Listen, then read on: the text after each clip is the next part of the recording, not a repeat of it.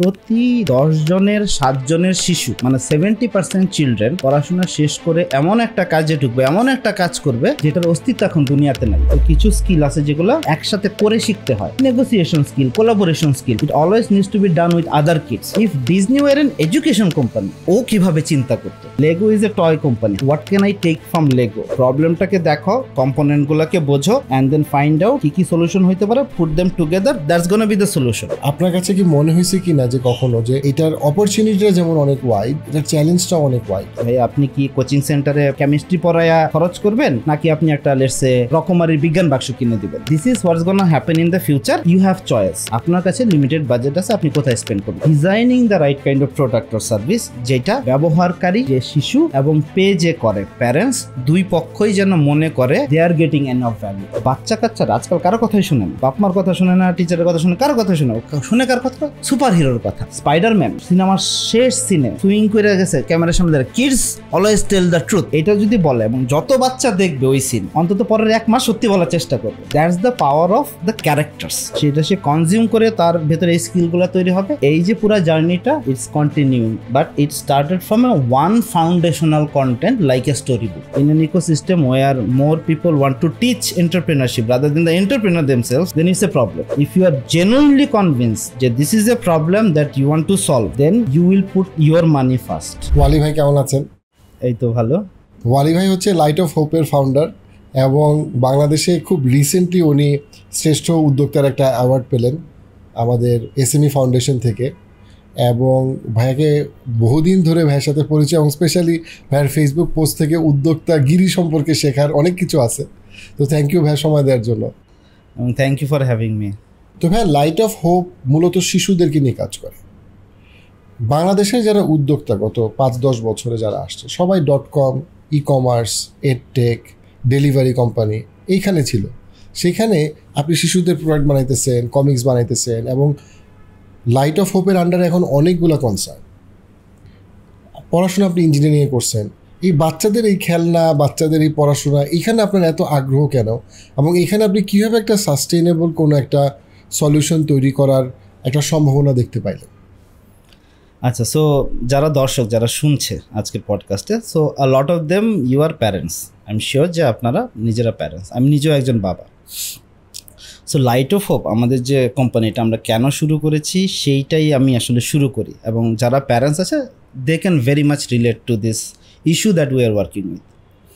দেখেন, আজকে আমাদের যে বাচ্চারা যারা প্রাইমারি স্কুলে ভর্তি হয়েছে, পড়ছে, এরা গ্র্যাজুয়েশন শেষ করবে 2035-40 ওই সময়। তারা চাকরি বাকরি শুরু করবে 40-এ, রিটায়ারমেন্টে যাবে 2080-তে। নাও এই যে মানে the uncertainty of the world, যে এই 5 বছর পরে কি হবে আমরা জানি না। তাহলে আমরা চিন্তা করছি যে আজকে আমরা বাচ্চাদেরকে রেডি করব, সেই বাচ্চা 2050-60-এ কী হবে সেই দুনিয়ার সাথে তাল মিলায়ে চলতে পারতে হবে। দেন দ্য প্রশ্ন হচ্ছে যে আসলে কীভাবে আমি রেডি করবো এই বাচ্চাকে। আর আমাদের দেশের এডুকেশনে তো আমরা এখনও ওই মানে যখন বাচ্চার বয়স 5, ওই দেশের নাম, রাজধানীর নাম, মুদ্রার নাম এগুলোই শেখাইতেছি। এবং মানে ব্যাপারটা হয়েছে বিসিএসের প্রস্তুতি 5 বছর বয়স থেকেই শুরু হয়ে যাক। সো আমরা স্পেশালি উই ট্রিগার্ড 2017-তে যখন আমরা কোম্পানিটা ফর্ম করি with a study from world bank, যেটা বলছে যে দেখো সারা পৃথিবীতে 1 বিলিয়ন বাচ্চা আছে যারা প্রাইমারি লেভেলে পড়ছে, আর বাংলাদেশে আছে 3 কোটি। এবং এই রিপোর্টটা বলছে যে প্রতি 10 জনের 7 জনের শিশু মানে 70% চিলড্রেন পড়াশোনা শেষ করে এমন একটা কাজে ঢুকবে, এমন একটা কাজ করবে যেটার অস্তিত্ব এখন দুনিয়াতে নাই। Completely new kind of job, and we have absolutely no idea কী ধরনের জব আসবে, but yet we meant to prepare our kids for that kind of future. তখন আমার হলো যে আচ্ছা, এই যদি হয় কাহিনী, এবং আমরা যদি নাও জানি কী আসতেছে, তাহলে তো রেডি তো করতে হবে পোলাপানগুলারে। কী ধরনের স্কিল তাহলে দেওয়া যায় যেটা এখন দিয়ে দিলে no matter what comes in the future তারা ওইটার সাথে মানে অ্যাডাপ্ট করতে পারবে। Then we found there are 4 skills যেটা আমরা শিশুদেরকে যদি এই বয়সে দিয়ে দিতে পারি তাহলে তাদের উপকারে আসবে। 4টা স্কিল কি? 1 নম্বর হচ্ছে ক্রিয়েটিভিটি, 2 নম্বর হচ্ছে প্রবলেম সলভিং স্কিল, 3 নম্বর হচ্ছে ইমোশনাল ইন্টেলিজেন্স, আর 4 নম্বরটা খুবই গুরুত্বপূর্ণ, সেটা হচ্ছে মোরাল ভ্যালুজ অ্যান্ড এথিক্স। এই 4টা জিনিস আমরা যদি বাচ্চারা বড় হয়ে যাওয়ার আগে মানে 10-12 বছর বয়সের ভিতরে যদি না দিয়ে দেই, এরপরে এটা তৈরি করাটা খুব ডিফিকাল্ট। এবং আমার কাছে মনে হয়েছে যে this is such a big problem, যেটা সামনে আসছে আমরা এখনও দেখতে পাচ্ছি না। And if I don't do it, I was not seeing anybody is entering into this. So আমার কাছে মনে হয়েছে যে লাইট অফ আমরা শুরু করে যদি ফেলও মারি, অ্যান্ড যখন আমরা শুরু করছি, হ্যাঁ মানে আমরা কখনো কল্পনাও করি না যে 3-4 বছর পরেও আমরা রানিং থাকবো, because it was such a মানে ইস্যু যেটা নিয়ে কারোরই কোনো অ্যাওয়ারনেস নেই। তার মানে মার্কেটে এই ধরনের জিনিস নিয়ে কোনো কথাবার্তা নাই, কেউ কিনবেই না কোনো প্রোডাক্ট সার্ভিস আনলে। বাট আমাদের মনে হয়েছে still it's a problem worth solving and we should give it a shot. এবং if we do well, there will be other people who will come and do and make it big. So এই উদ্দেশ্য নিয়ে আসলে এই light hope শুরু করা এবং এই প্রবলেমটাকে নিয়ে অ্যাড্রেস করে শুরু করা। চমৎকার। কিন্তু ভাই ধরেন আপনি যখন এই প্রবলেমটা নিয়ে সলিউশন করতে যাবেন, তখন এখানে একটা সাস্টেনেবল বিজনেস মডেলটাকে আপনারা কীভাবে প্ল্যান করছেন? এটা একটা খুব ব্রড একটা statement, more of a philosophical, business philosophical একটা পজিশন থেকে বললেন, উইচ ইজ এক্সিলেন্ট। এইটাকে ধরেন আমি এক্স্যাক্টলি মানে ধরতে চাই জিনিসটাকে, মানে সলিউশনটা বুঝতে চাই, দেখতে চাই, সেই জায়গাটা আপনারা কীভাবে চিন্তা করলেন? আচ্ছা, সো আমরা আজকে কোথায়? সো আমরা আমাদের থট প্রসেসটা বলি যে যখন আমরা বুঝলাম যে okay this is a big problem that we need to address. So প্রথমে আমি সবসময় যেটা বলি যে আমার একটা উদ্যোগ বা হ্যাঁ আমি যেটা শুরু করছি এটা ওয়াই, কেন আমি শুরু করছি, এইটা I have to be very clear about it. If I am not clear যে why I started this thing in the first place, তাহলে পরবর্তী জিনিসটা যে হাউ, এখন কিভাবে আমি সলভটা করব, ওইটা আমি কখনোই আসলে পারবো না। অ্যান্ড দেন কামস হোয়াট, মানে কী দিব, প্রোডাক্ট সার্ভিস কী হবে। সো এখন আসি তাহলে আমরা হাউ, যে আচ্ছা বুঝলাম বাচ্চাদেরকে এই স্কিলগুলো দিতে হবে, হাউ এখন আমরা কীভাবে দিব। প্রথম যে থট প্রসেসটা ছিল যে আমি যদি বাচ্চাদেরকে এই স্কিলগুলো দিতে চাই তাহলে আমি কীভাবে দিব, হোয়াট আর দ্য প্রসেসেস। একটা হচ্ছে বাচ্চা কিছু প্রোডাক্ট নিজে ইউজ করতে পারে, কিছু কন্টেন্ট নিজে কনজামশন করতে পারে। সো কিছু জিনিস থাকবে যেগুলো বাচ্চারা নিজেরা ইউজ করবে। Can we make those kind of product and content যেটা বাচ্চা নিজে ইউজ করবে এবং করার মাধ্যমে তার এই স্কিলগুলো তৈরি হবে। 1 নম্বর পয়েন্ট, হাওয়ের জায়গায় আসতেছি। 2 নম্বর পয়েন্ট হচ্ছে সে কার কাছ থেকে শেখে, সে প্যারেন্টসের কাছ থেকে শেখে এই বয়সটাতে, আরেকটা হচ্ছে টিচারের কাছ থেকে শেখে। তাহলে এই 2টা জায়গায়, স্কুলে টিচারের কাছ থেকে শেখে, বাসায় প্যারেন্টসের কাছ থেকে শেখে। তাহলে প্যারেন্টসকে আমাকে আসলে অ্যাওয়ার এডুকেট করতে হবে সে কীভাবে বাসায় তার বাচ্চাটার ভেতরে এই স্কিলগুলো দিবে। পাশাপাশি টিচারকে আমার ট্রেন করতে হবে, রেডি করতে হবে, সে তার ম্যাথ ক্লাসের ফাঁকে ফাঁকে কীভাবে প্রবলেম সলভিং শেখাবে, বাংলা ক্লাসের ভেতরে কীভাবে ভ্যালুস শেখাবে। সো তাহলে টিচারকে আমাকে ওইভাবে ট্রেন করতে হবে, কারণ একটা বাচ্চা এই বয়সে সে বাসায় টাইম স্পেন্ড করে অথবা স্কুলে টাইম স্পেন্ড। সো ওইটা তাহলে আরেকটা থট প্রসেস যে এইখানে যেতে হবে। ফাইনালি আরেকটা বিষয় ছিল যে আচ্ছা আমাদের স্কুলগুলো তো আর এই স্কিলগুলো শেখায় না, সো তাহলে একটা অল্টারনেটিভ চ্যানেল তৈরি করা, একটা প্লেস তৈরি করা যেখানে বাচ্চারা এসে নিজের মতো করে বিভিন্ন ক্রিয়েটিভ অ্যাক্টিভিটি করার মাধ্যমে হাতে কলমে জিনিসপত্র শিখবে। কারণ কিছু লার্নিং আছে, কিছু স্কিল আছে যেগুলো একসাথে করে শিখতে হয়। Negotiation skill, collaboration skill, it always needs to be done with other kids, right? So তাহলে আমরা যদি আমরা একটা স্পেস ক্রিয়েট করতে পারি তাহলে সেইখানে বাচ্চারা আসবে, বিভিন্ন ক্রিয়েটিভ অ্যাক্টিভিটি করবে, ওরা ভাববে ওরা মজা করতেছে, বাট আসলে ডিজাইনটা এমন হবে যেন সে ওগুলো করতে করতে তার ভেতরে এই স্কিলগুলো চলে আসে। So that was the how process. তারপরে আমরা ভাবলাম যে আচ্ছা এইটা যদি সম্পূর্ণ একটা নতুন টাইপের জিনিস হয়, গ্লোবালি কারা কারা আছে তাদের কাছ থেকে আমরা কিছু লার্নিং নিতে পারবো। Okay, Disney for example, a very popular company, entertainment company. If Disney were an education company, ও কীভাবে চিন্তা করতো, ওর কাছ থেকে আমি কি লার্নিং নিতে পারি। Lego is a toy company, what can I take from Lego. Okay, Sesame Street another company, what can I learn from Elon মাস্কের Tesla, right? How he solve climate change problem with a car. যেহেতু আমিও engineer, so is always first principle thinking. প্রবলেমটাকে দেখো, কম্পোনেন্টগুলোকে বোঝো, and then find out কী কী solution হইতে পারে, put them together, that's gonna be the solution. So globally বিভিন্ন জায়গা থেকে তাদের লার্নিং নিয়ে আমরা দেন চিন্তা করলাম যে এখন এটাকে দেন সলিউশনে নিয়ে আসা। সো হাউটা এই হইল, দেন কামস হোয়াট, কি এখন আসবে প্রোডাক্ট অ্যান্ড সার্ভিস? আমি মানে যাওয়ার ক্ষেত্রে মানে আমার একটা কোয়েশ্চেন যেটা সেটা হচ্ছে কি যে ধরেন মানে আপনার কাছে কোনো একটা পয়েন্টে কি মনে হয়েছে যে যখন প্রবলেম স্টেটমেন্টটা অনেক বেশি ওয়াইড হয়ে যায় তখন এটার কিছু চ্যালেঞ্জও চলে আসে?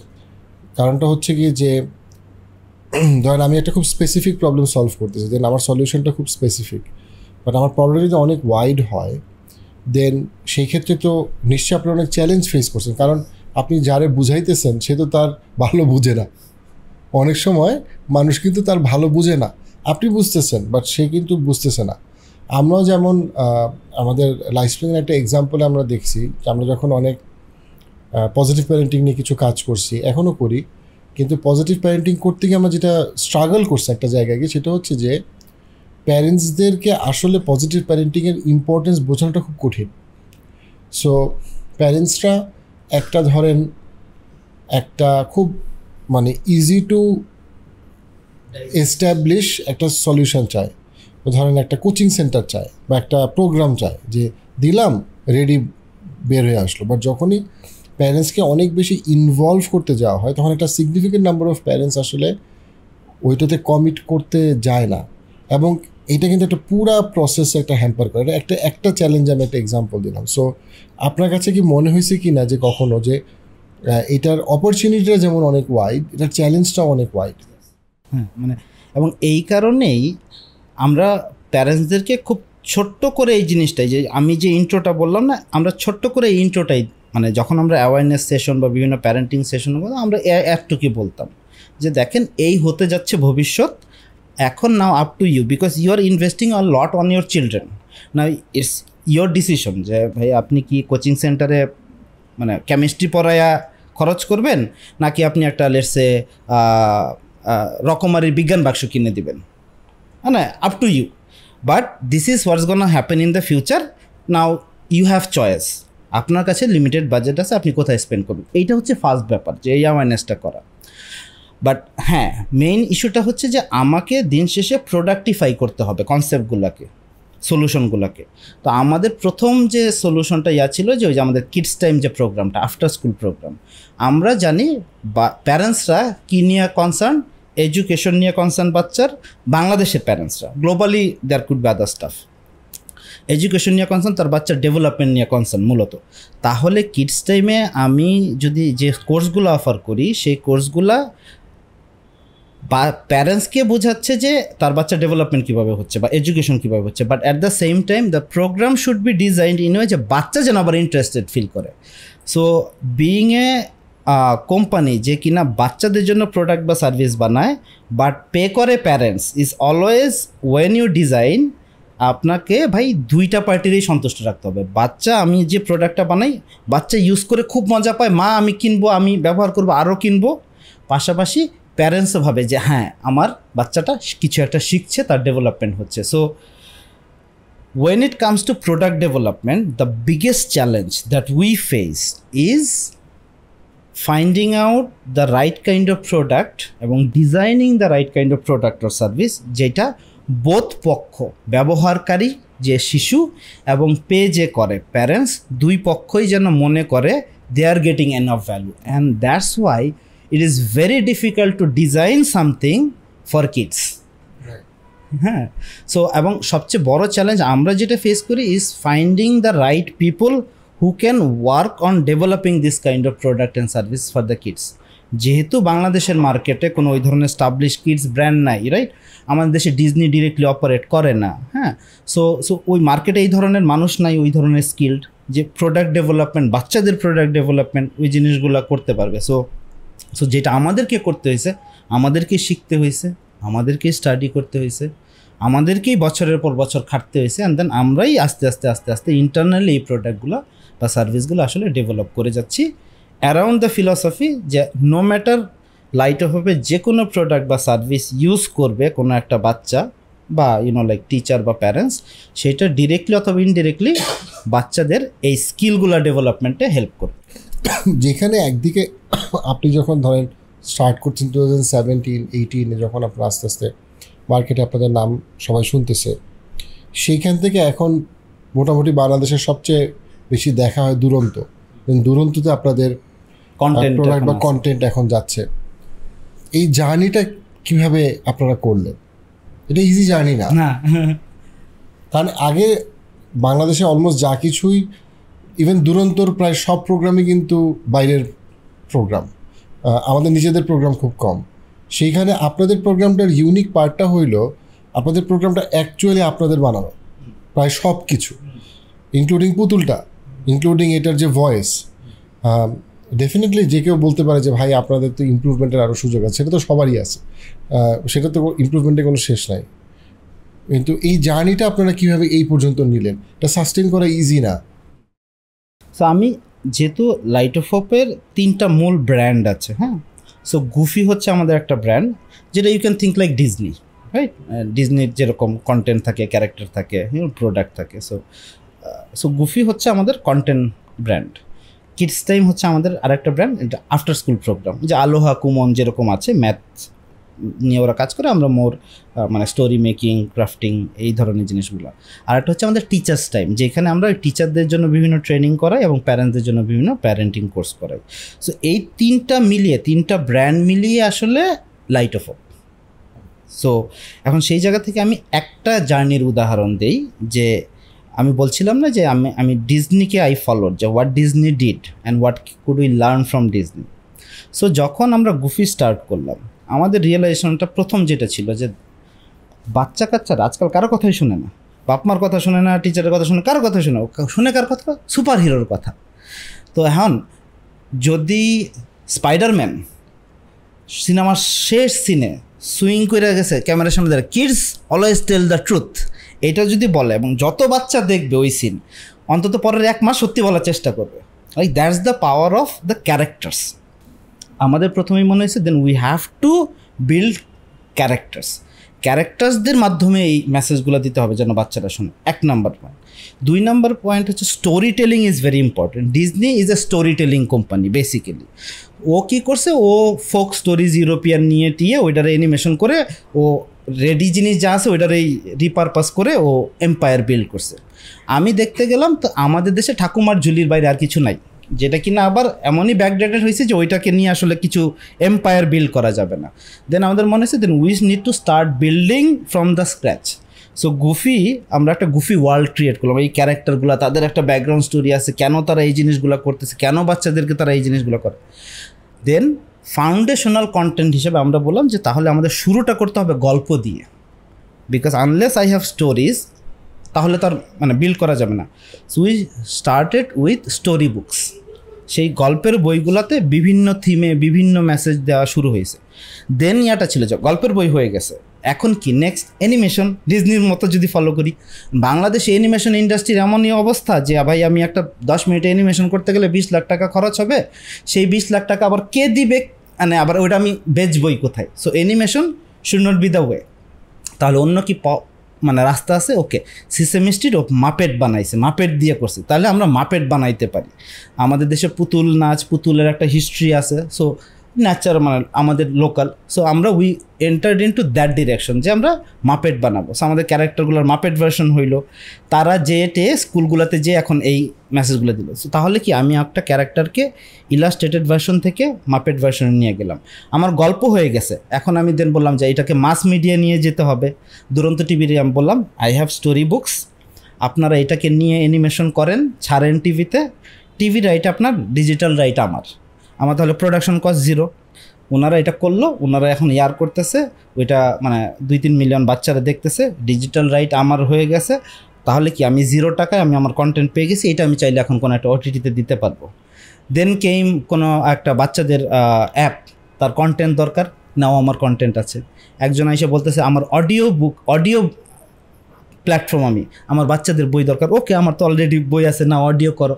তাহলে এই যে আমি শুরু করলাম, তারপরে একটা কন্টেন্টকেই তাহলে আমি মাল্টিপল ডিফারেন্ট মিডিয়ামে যেতে থাকলাম, এবং তার মাধ্যমে বাচ্চারা যে ডিফারেন্ট মিডিয়ামের সাথে যে ইন্টারাকশন করছে সেটা কিন্তু হচ্ছে। তারপরে ঢুকলাম হচ্ছে লাইফস্টাইলে, কারণ দিন শেষে Disney makes a lot of money from merchandising. হ্যাঁ, সো এখন বাংলাদেশে কিন্তু কোনো মার্চেন্ডাইজিংয়ের ইয়াই নাই, মানে থিমই নাই, মানে কোনো একটা আইপি আমি তৈরি করছি, এটা মানে নকল মকল হয়ে কপি টপি করে মানে ওইগুলো নিয়ে কারোর কোনো মাথা ব্যথাই নেই। সো তার মানে ওই জায়গাটা তো আমাদেরকে নকল মানে তো আসল, নকল মানে আসল, রাইট? সো দেন আমাদের প্রোডাক্টগুলো আমরা বোথ অনলাইনে এবং অফলাইনে মানে রিটেইল একদম সুপার শপে গেলে পাওয়া যায়, ফ্যাশন আউটলেটে গেলে পাওয়া যায়। তার মানে বাংলাদেশের এফএমসিজি ইন্ডাস্ট্রি যেভাবে ডিস্ট্রিবিউশন চ্যানেল তৈরি করছে, আমরাও ধীরে ধীরে ওইভাবে আমাদের ডিস্ট্রিবিউশন চ্যানেল তৈরি করছি। এইভাবে করে তাহলে আমার একটা ব্র্যান্ডের যে মূল অবজেক্টিভ, আমি বাচ্চাকে এমন ভালো কন্টেন্ট দিব, এমন ভালো প্রোডাক্ট দিব যেটা সে ইউজ করে বা সেটা সে কনজিউম করে তার ভেতরে এই স্কিলগুলো তৈরি হবে। এই যে পুরো জার্নিটা it's continuing, but it started from a one foundational content like a storybook. So এটা হচ্ছে জাস্ট একটা এক্সাম্পল যে how we are building the whole company as a media franchise. মানে দিন শেষে আসলে once you become part of the lifestyle of your kids, then তো ভাই এখন যা বলবে বাচ্চা ওইটাই শুনবে। So that's the goal, to become a lifestyle. Disney U নামে একটা বই আছে, এই বইটা মানে বেশ ভালো আর কি। মানে এই বইটাতে আপনি যেরকম কনসেপ্টগুলো বলে তার অনেকগুলো ওইখানে আছে, আপনি পড়ে দেখতে পারেন কখনো। এটা ডিজনির এই টোটাল ফিলসফিটাকে অনেক ইলাবোরেটলি বলা। আপনি যখন বলছেন আমি ভাবতেছিলাম আপনি ওই বইটা থেকেই বুঝাই বলতেছেন আর কি। It's a good book anyway, but এটা ফ্যান্টাস্টিক আপনি যেভাবে বলছেন জিনিসটা। আমাদের দেশে ধরেন অরিজিনাল আইডিয়া নিয়ে উদ্যোগ হয়েছে আসলে খুব কম। হ্যাঁ, হয়তোবা টাকার বিচারে বা মানে কোম্পানি ভ্যালুয়েশনের বিচারে আপনার কোম্পানিটা হয়তো অনেক বড় কোম্পানির মতো না, but in terms of original আইডিয়াকে মার্কেট প্লেসে অ্যাকচুয়ালি নিয়ে এসে সাস্টেইন করা এবং স্কেল করা একটা জায়গা দ্বারা করানো, এই জায়গা থেকে ডেফিনেটলি আপনার আইডিয়াটা খুবই ইউনিক এবং সো ফার মানে এটা অসাধারণ একটা বিষয়। চ্যালেঞ্জ কি ফেস করেন? সো মানে প্রথম চ্যালেঞ্জই ছিল যে ওই যে the way you are saying যে the problem that we try to address এবং দ্য সলিউশন উই ডিজাইন। যে ভাই আমি তো 5 বছরের বাচ্চাদের স্কিল শেখাবো, তার মানে আমি একটা অ্যাপ বানায়া ছাইরা দিব আর শত শত হাজার হাজার বাচ্চা ওই অ্যাপ থেকে কন্টেন্ট মানে ইউজ করেই সে ভালো মানুষ হয়ে যাবে, ক্রিয়েটিভ হয়ে যাবে। It's not gonna work. So তার মানে আমাকে I have to build an ecosystem. যখনই এই জিনিস আবার সেটা আবার টেক টুকের খুব একটা বালাই নাই, তখনই আসে ইনভেস্টর। আজকাল মানে যে ইয়াট হয়েছে আমার টেক কোম্পানি হইতে হবে মানে লাইক সো তখনই হইতেছে we never could convince any investor যে আসলে this is something worth investing. এবং they said like I am trying to do too many things.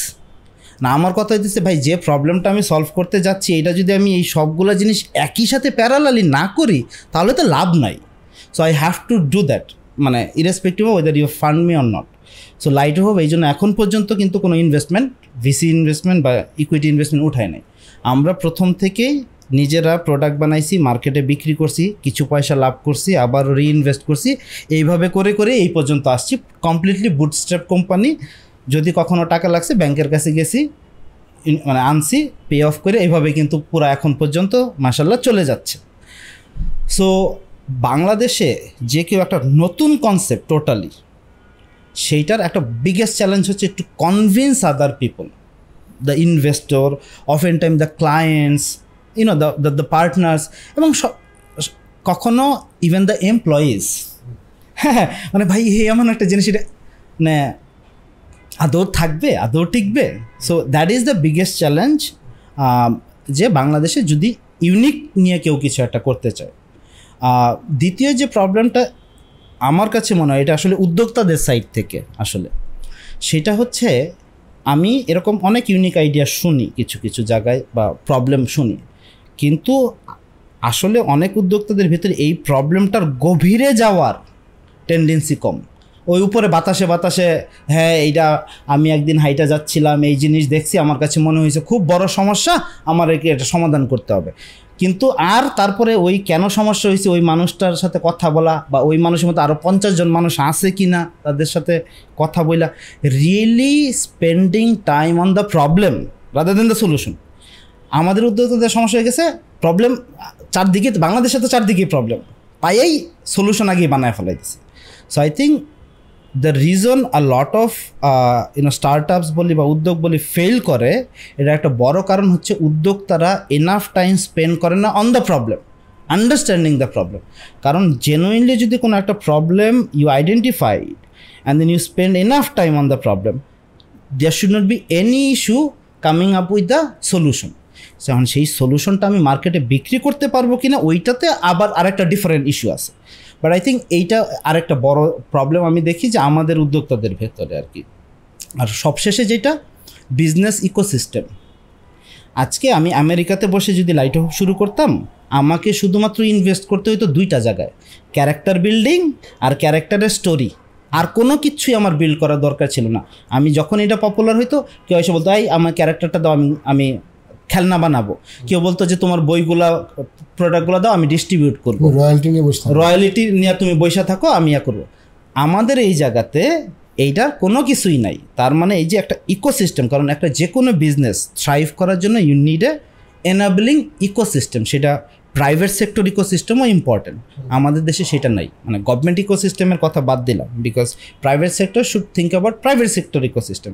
এই জায়গাটাতে এটা নাই। So that is the third biggest challenge, যে বাংলাদেশে কোনো একটা ইউনিক বিশেষ করে আইডিয়া যে করতে চায় উদ্যোক্তা, তাকে মানে সব কিছুই নিজের করতে হয়, সে অন্য জায়গা থেকে সাপোর্ট পায় না।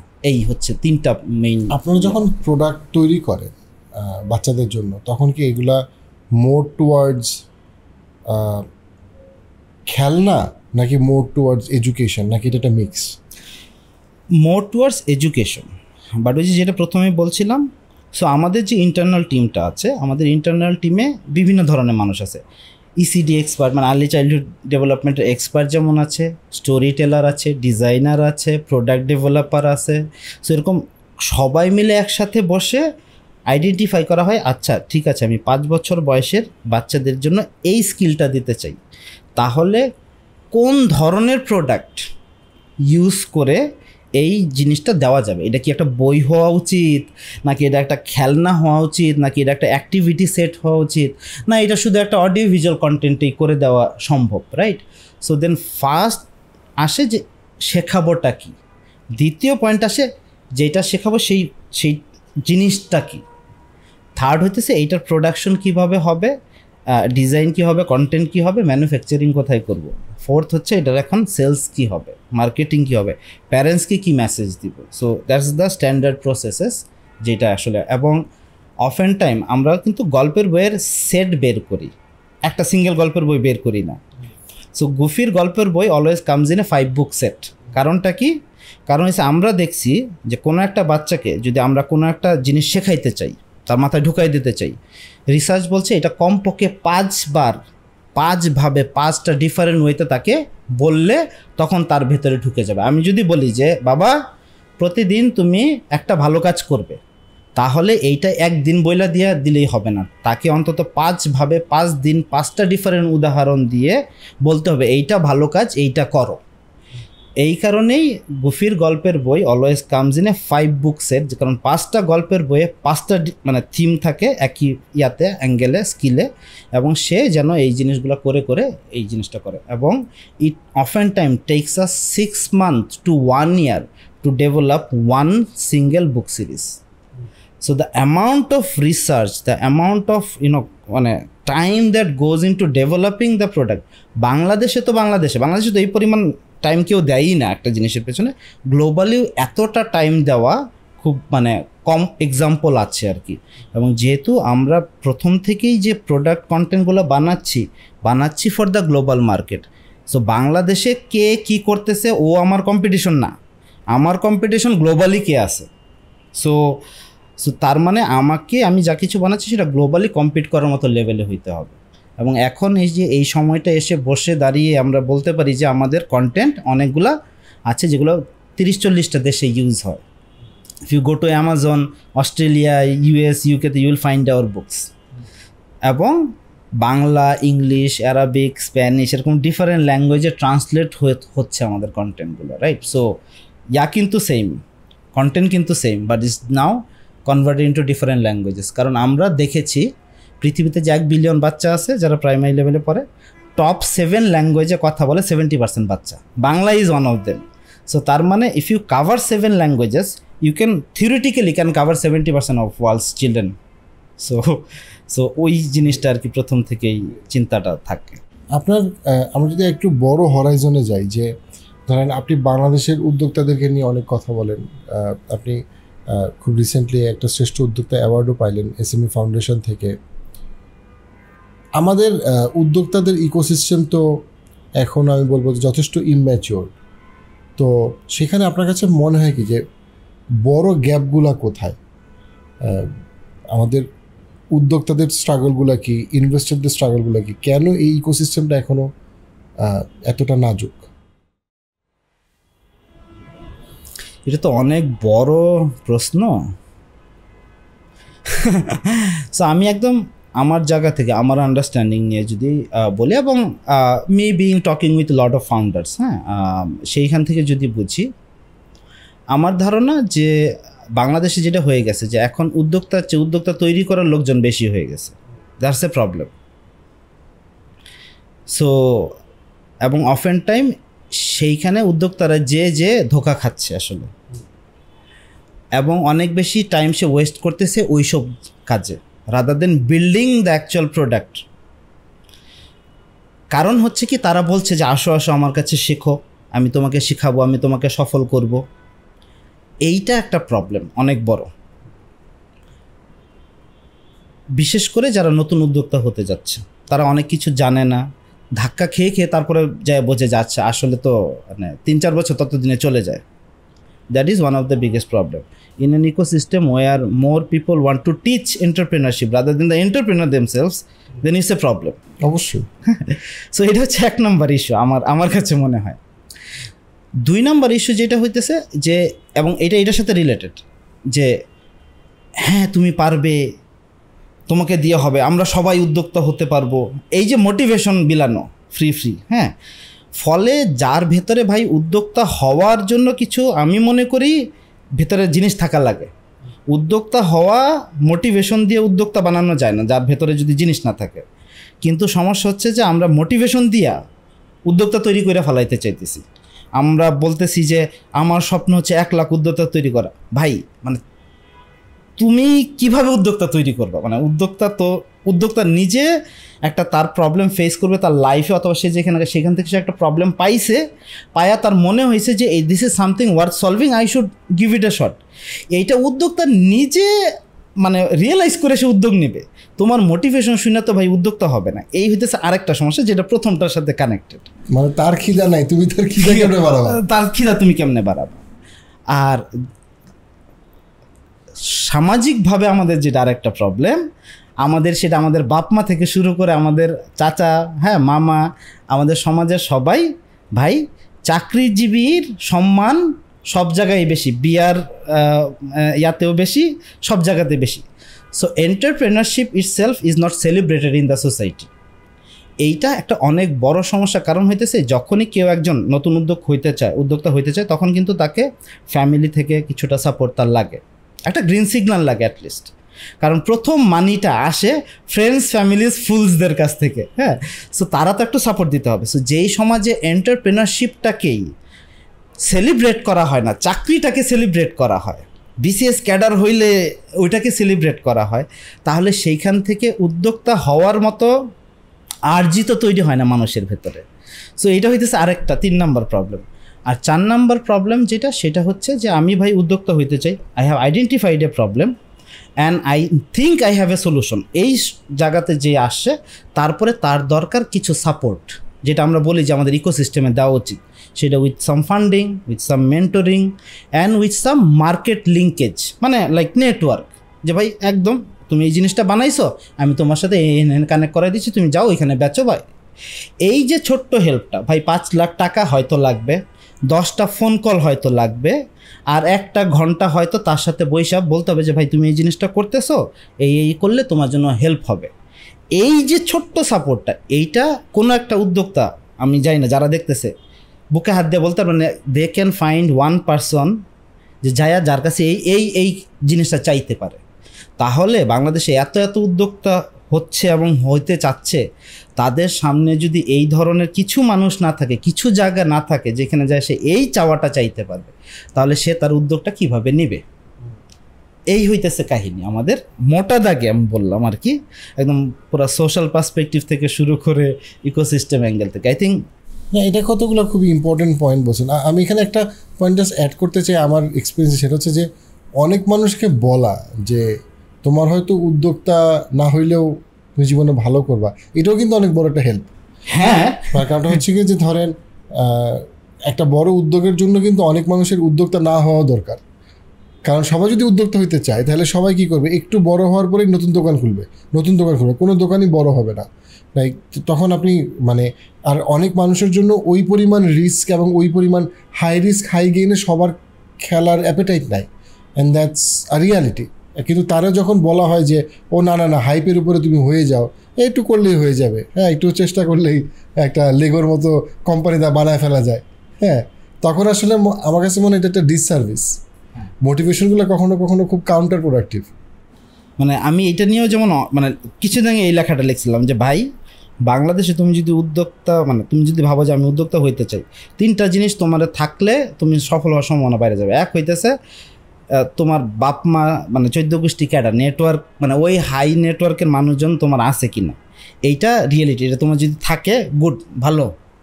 দ্বিতীয় হইতেছে তোমার ইনিশিয়াল ফান্ডিং করার বা ফাইন্যান্সিং করার ক্ষমতা আছে কি না, এইটা হইতেছে তারপরের। হ্যাঁ, এবং এরপরে হইতেছে যে তুমি যে প্রোডাক্টটা বা ইয়াটা বানাইতে চাইতেছো সেটা বানানোর জন্য তোমার যে ভেতরের ক্ষুধা এবং যে স্কিল সেটা কি তোমার আছে কি না। এই 3টাই যদি তোমার থাকে তাহলে তোমার উদ্যোগটা সফল হওয়ার সম্ভাবনা অনেক বেড়ে যাবে। তোমার নেটওয়ার্ক কেমন, তোমার বা তোমার মানে আত্মীয় স্বজন মিলাইয়া সেই নেটওয়ার্ক কেমন, তোমার এইটাকে ফান্ডিং করার, নিজে থেকে ফান্ডিং করার বা এই যে ফ্রেন্ডস ফ্যামিলিজ ফুল থেকে ফান্ডিং নিয়ে চালানোর ক্ষমতা কতটুকু, আর এই উদ্যোগটা চালানোর জন্য তোমার নিজের পার্সোনাল স্কিল কতটুকু, এই 3টা যদি না থাকে, 3টার কোনোটাই ভাই চাকরি করো, ওইটাই বেটার। সবাইকে উদ্যোক্তা হইতে হবে না। ওই যেটা বলতেছিল সবাই উদ্যোক্তা হয়ে গেলে মানে তাহলে চাকরি কে করবে, তাহলে কোম্পানি কিভাবে বড় হবে। সো ইটস ট্রু আর কি, মানে এবং দিস ইজ এ ডিসসার্ভিস সেইং যে everybody can be an entrepreneur, সবাই উদ্যোক্তা হতে পারি, মানে নো ইটস নট। আসলে আমরা কিন্তু বলি না সবাই ক্রিকেটার হবে, হ্যাঁ আমরা বুঝি সবাই কবি হবে, আমরা বলি না, হ্যাঁ সবাই সিনেমা বানাবে আমরা বলি না, কিন্তু সবাই উদ্যোক্তা, সবাই নাকি উদ্যোক্তা হবে, সবাই চাকরি দিবে, চাকরি করবে কি। এবং এই কারণেই দেখবা যে এক এক সময় এক একটা ট্রেন্ড থাকে। তো সো 2015-16 দিকে ছিল যে ঘরে ঘরে ই কমার্স, সবার ই কমার্স। 17-18 থেকে এখন ঘরে ঘরে হচ্ছে ডিজিটাল এজেন্সি। মানে যে পরিমাণ ডিজিটাল এজেন্সি, একটা জায়গায় মানে 6 মাস কাজ করে সে ভাবছে যে আমি বুঝা গেছি, সে 2টা পোলাপন নিয়ে ভেতর থেকে আরেকটা এজেন্সি খুলে বসছে। মানে সো ওরকম আর কি, মানে ফলে কি হচ্ছে, ভালো কোনো স্ট্রং ডিজিটাল এজেন্সি দাঁড়াচ্ছে না, ভালো কোনো স্ট্রং ই কমার্স দাঁড়াচ্ছে না। এখন পর্যন্ত ই কমার্সের কী অবস্থা, এখন যদি বলা হয় যে কয়টা ভালো প্লেয়ার আছে, not many, right, but lakh lakh F commerce. মানে সো ওই যে ঘরে ঘরে উদ্যোক্তা গড়ে তোলাটা is probably not a right message. আপনার উদ্যোক্তাদের একটা কমন কমপ্লেইন হচ্ছে যে টাকা নাই, আমাকে কেউ ইনভেস্ট করতেছে না। আবার ইনভেস্টারদের মধ্যে একটা কমন ইয়ে হচ্ছে যে ভালো স্টার্ট আপ পাচ্ছে না ইনভেস্ট করার, টাকা দিলে টাকা হাওয়া হয়ে যায়। এই জায়গায় এই ইকোসিস্টেমের একটা কি প্লেয়ার হিসেবে আপনার কাছে কি মনে হয়? আমি কি প্লেয়ার তো জানি না, মানে বাট আমি 2টা জায়গাতেই দেখছি আর কি। আমিও চাইছি, আমারও দেয় নাই, হ্যাঁ, বিকজ অফ ডিফারেন্ট রিজন, হ্যাঁ। বাট আই থিঙ্ক কমপ্লেইনিং যে আমি ফান্ডিং পাই না, এইটা কোনো একটা উদ্যোক্তার মুখ থেকে যদি বের হয় তাহলে আসলে বুঝতে হবে ওই মানুষটা আসলে সে যে প্রবলেমটা সলভ করতে চাচ্ছে সেই প্রবলেমটা সলভ করার জন্য তার মনের ভেতরে যথেষ্ট আকাঙ্ক্ষা বা ক্ষুধা নাই। কারণ যদি থাকতো তাহলে সে ফান্ডিংয়ের জন্য অপেক্ষা করে না যে ও আচ্ছা আমি দেখছি এই বাচ্চাটা গরিব, সে মানে পড়াশোনা এডুকেশন পাচ্ছে না, আমি তাকে দিতে চাই।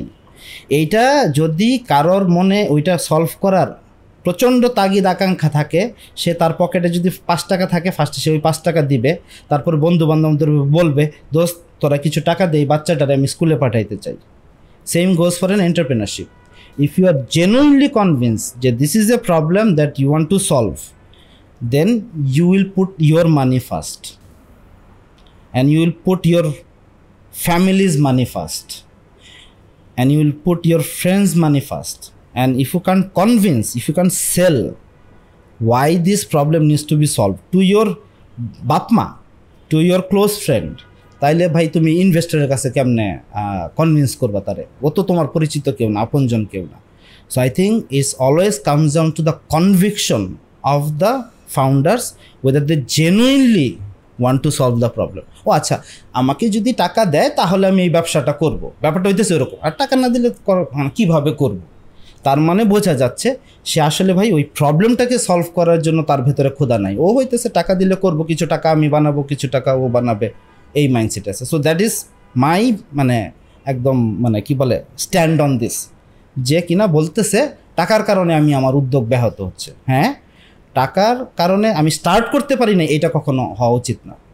টাকার কারণে আমি গ্রো করতে পারছি না, that can B A concern, that can be something যে উদ্যোক্তা বলতে পারে যে আমি আরও ফান্ডিং পেলে আমি আরও দ্রুত গ্রো করতে পারবো। কিন্তু কেউ যদি বলে যে আমি টাকার কারণে শুরু করতে পারতেছি না, তাহলে ভাই প্রথমেই ঝামেলা আছে।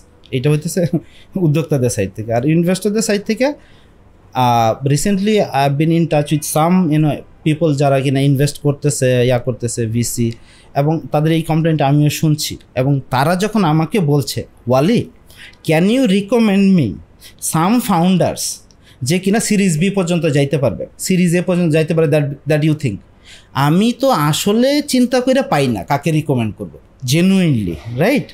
সো তারা এসে বলতেছে যে আমরাও, কারণ first of all you have to invest on the founders and then on the initiative, কারণ ইনিশিয়েটিভ অনেক সময় ফেল মারতেই পারে because of different circumstances.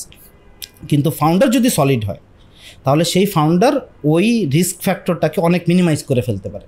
But founder যদি সলিড না হয় তাহলে আবার হবে না। So a lot of the investor invest on the founders.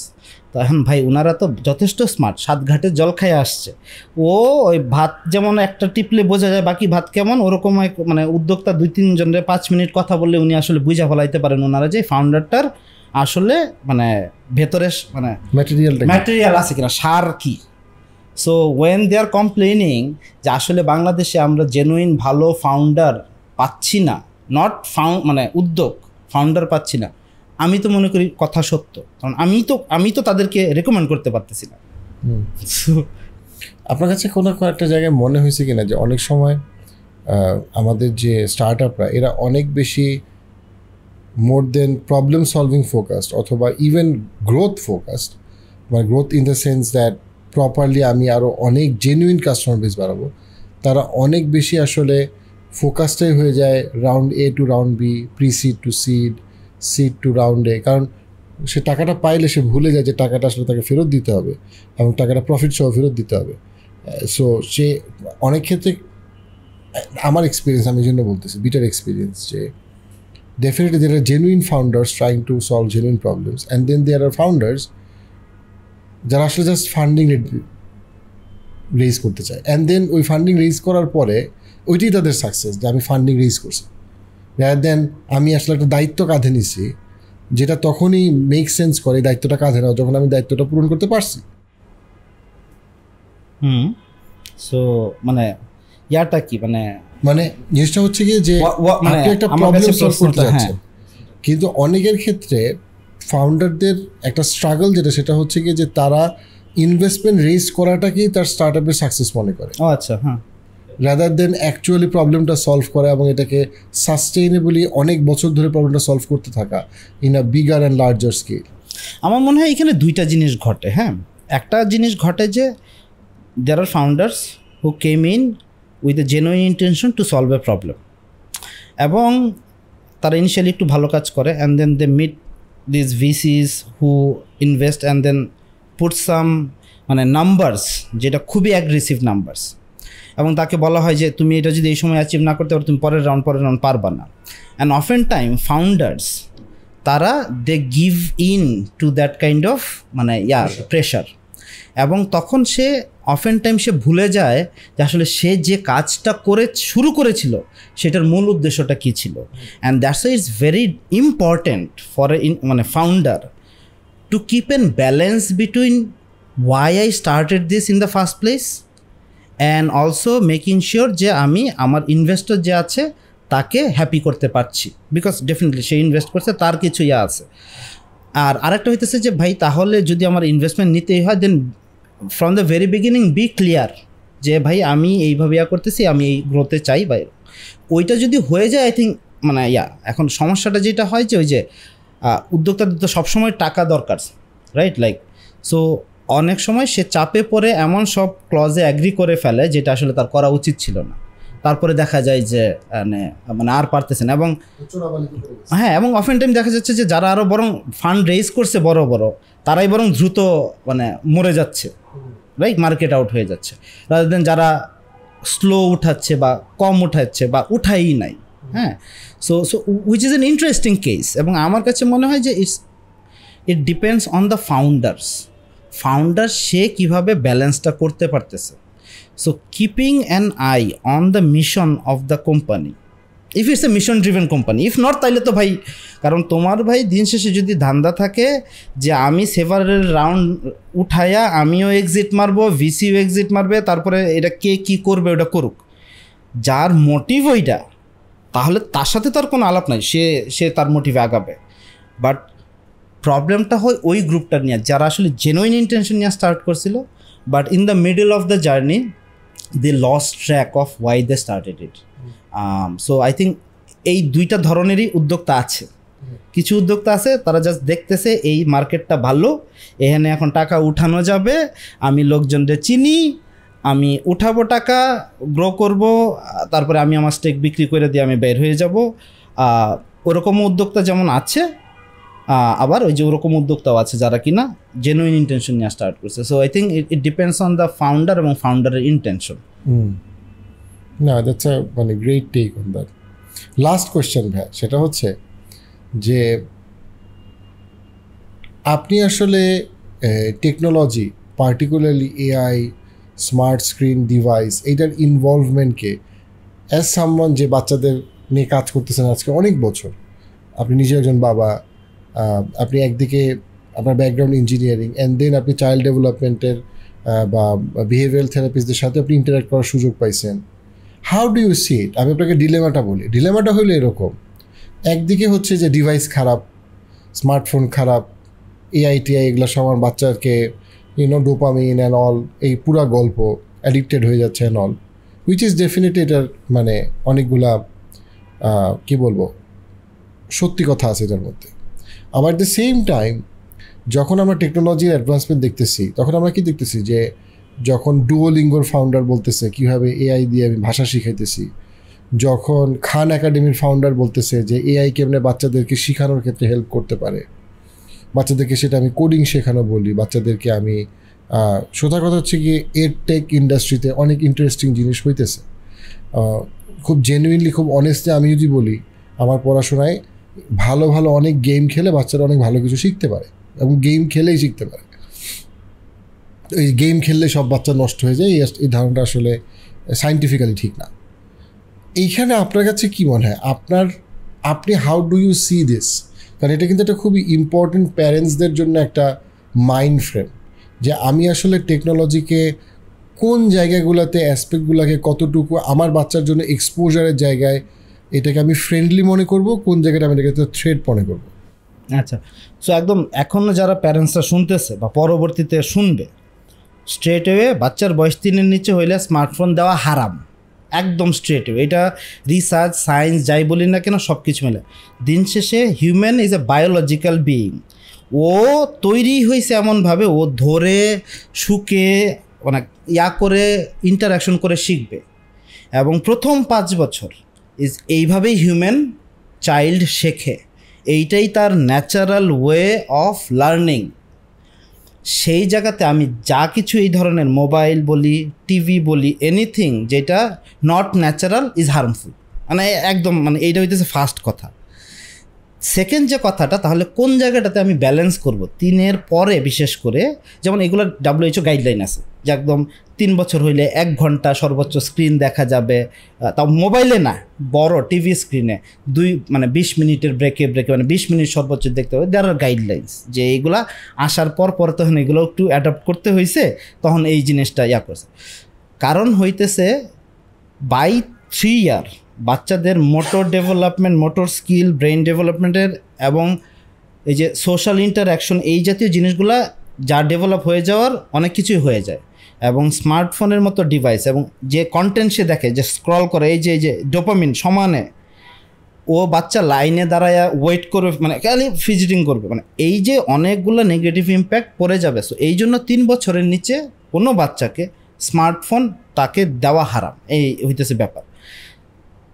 Second যে বিষয়টা, যে কোন সময় থেকে আসলে বাচ্চাদের জন্য স্মার্টফোন বা smartphone base game, learning content, ডুওলিঙ্গোর এক্সাম্পল আসছে, খান একাডেমির, কখন থেকে দেওয়া উচিত? আফটার 7, যখন তারা 7 বছর প্লাস, তখন সে ওই ধরনের জিনিসগুলা থেকে নিজে শেখার মতো একটা আছে, মানে নিজে সে ইন্টারঅ্যাকশন করতে পারে, নিজে সে জার্নি করে, গেম খেলা যেমন সে গেম খেলতে পারে। এর আগ পর্যন্ত ও আসলে খালি নিচ্ছে ইনটেক। সো এটা করা যাবে না। মানে if anyone is saying differently, have some kind of intention, যে হয় তার কোনো একটা প্রোডাক্ট আছে ডুওলিঙ্গোর মতো, যে সে চায় যে আরও বাচ্চারা আসুক। আদারওয়াইজ সায়েন্স এবং বায়োলজি টেলস আস যে গত 50,000 বছর বা কত লাখ বছর ধরে হিউম্যান বিইং আছে, জেনেটিক্যালি তো আমরা মানে হয়েছি, জেনেটিক্যালি যেভাবে তৈরি হয়েছি, এইটার উপরে অন্য যে কোনো এই ধরনের জিনিস ইজ গোনা বি হার্মফুল। শেষ একটা জিনিস যা করি, জাপানে বাচ্চা কাচ্চা 6 বছর আগে ABCD মানে অ্যালফাবেটও শেখে না। এর আগ পর্যন্ত ভ্যালুস ট্যালু স্কুল মেঝে পরিষ্কার করা, বাথরুম পরিষ্কার করা, এইগুলা করে।